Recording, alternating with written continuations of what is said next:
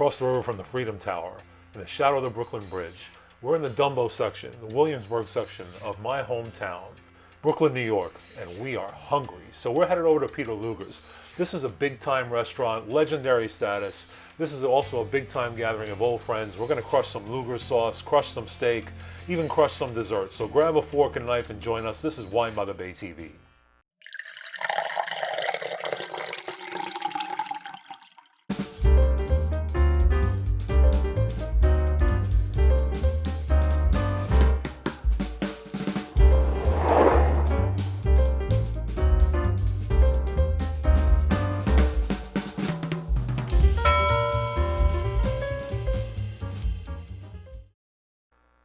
Hello everyone, welcome back to another episode of Wine by the Bay TV. I'm your host, George Bachara. As I mentioned in the open, we're in Brooklyn. We're in the Williamsburg section over by Dumbo, and we're going out to dinner. We're at the corner of Broadway and Driggs, and we're going to a legendary, absolutely legendary steakhouse in Brooklyn called Peter Luger's. Many of you have seen that Peter Luger sauce in the supermarket. This place is where it all got started, and I've been there a couple of times. It's very difficult to get in, to be quite honest with you, and this time I actually remembered to make a reservation before I came into town. You're looking at the inside as you walk in. There's a lot of reasons why this place is very tough to get into, mainly because of all the Michelin stars they've gotten over the years. And then as you can see, it's very, very comfortable atmosphere. You know, it's low key. It's not fancy and fussy. It's more, you know, New York old school kind of style. So that's the menu. We're going to go through a little bit of that for you. As you can see, they've got appetizers. You know, the place has been around 135 years, and this menu really doesn't change much. So there's a couple of classics on there. You can see the jumbo shrimp cocktail. They got a Luger's burger, vegetables, entrees. Of course, you've got the steaks, which is what you're there for real. We did the steak for $4, by the way. By the way, I did want to mention something.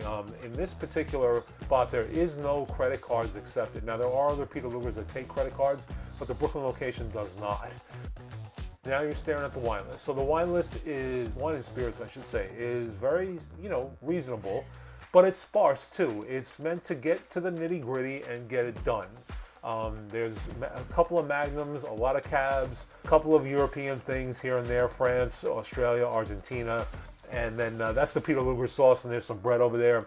That Peter Luger sauce we'll get into later. It's legendary. As I said, it's all over the place. That's the wine I chose. It's a Spanish Rioja from Spain, obviously. Tempranillo based, 14.5 alcohol by volume. Really nice wine, and you can see the Gran Reserva label on the bottom over there, so you know it's going to be aged. I believe it's 4 years in barrel, 3 years in bottle. As you can see, the service is not super fancy. It's straightforward, right to the point, correct, but not like overly fussy or any kind of thing like that. The table is set up this kind of the same way. Now that wine had a little bit of cranberry in it, a little bit of earthiness, some raspberry and some strawberry, all mixed in together. So, you know, the Tempranillo provides a lot of red fruit. So I want to talk about the appetizers. This is a classic appetizer pairing, except for the shrimp, although the shrimp is common, obviously, in steakhouses. You got that slab of grilled bacon steak, you got the tomatoes and onions, and you got the Luger sauce. Now, there's a method to the madness here. What you do is you combine the tomato, onion, bacon, and Luger sauce. That is a classic pairing in this particular restaurant, and that's what we did. By the way, don't forget to like and subscribe to the channel, hit the little bell icon, share this video, leave a comment, let the algorithm know that you're enjoying our content here. Okay, back to dinner. Okay, more bread, more Luger sauce, obviously. There was no way we're getting around just one basket of bread. We're three guys and we're all grown up and we want to eat like animals. So that's the whole idea of coming here. All right, so steaks arrive. And as you can see, they have steak for two. We did 2 steaks for 2 for 3 people, so we have 4 people. This is the porterhouse, which is a combination New York strip and filet on the T-bone. They pre-slice it and then they serve it at the table. As you can see, they have a methodology to that, which has been going on. I've been here once since I was a kid in like the early 80s, and they've been doing the same thing since the 80s and since the 1800s, I would imagine, but definitely since I was there last. And you can see the plates are sizzling hot. They warm up the steak for you, throw a little bit of sauce on there, and let me tell you, when we ate that steak, it was everything that you thought it would be and more. There's a lot of times that Peter Luger's has gotten some bad press because, you know, oh, they've been doing it for a long time, you know, they're kind of lazy about it now, this kind of thing. No, it's not the case.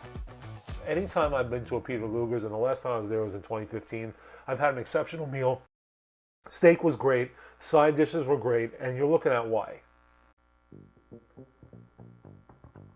As you can see, the steak is perfectly cooked. We ordered it medium rare, and we got it medium rare. And I know this is a lot of food porn, but I mean, that's what you're there for. We're there to eat.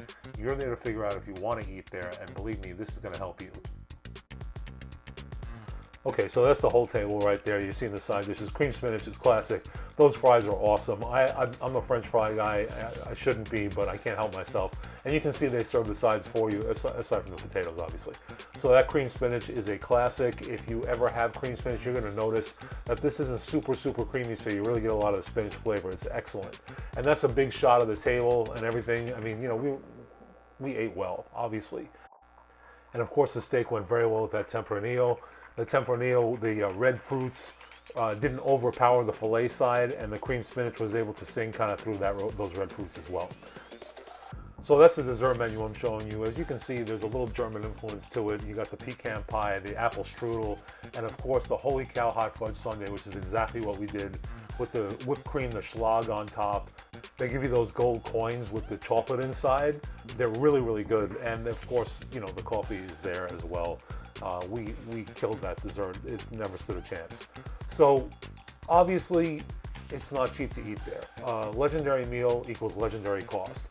But, you know, it's super comfortable. You want a quality dinner. You don't want to get super dressed up, but you want to have like a real Brooklyn experience. You go to Peter Luger's. That's my hometown right there in Williamsburg. Thanks for watching Wine by the Bay TV. Hope you enjoyed this episode. Watch the next one. This is George speaking, and we'll see you again next time.